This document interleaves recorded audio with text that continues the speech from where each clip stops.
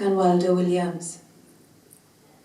Un funud fach, cyn elw'r hael i'w orwel, un funud fwyn, cyn delw'r hwyr i'w hint, I gofio am y pethau anghofiedig, a'r goll yn awr, yn llwch ar amser gynt. Fel ewyn tôn a dir a draethau llunig, fel can y gwynt, lle nad oes glist a gliw. Mi yw'n I bod yn galw ofer arnam, hen bethau anghofiedig dynol o ryw. Camp o chelfyddyd y cenhedloedd cynnar, anheddau bychain a neaddau mawr.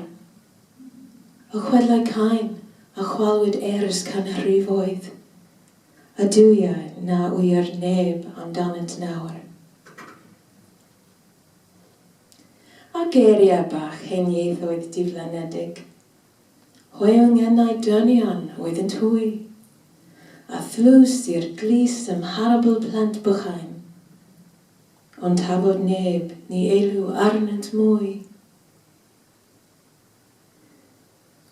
O genedlaethau dir I fedi dair, a braidd wyd dwyfol, a'i dwyfoldeb brai, a eris ond hywelwch i'r colonnau, fi gynt yn llawenog I y thrystau.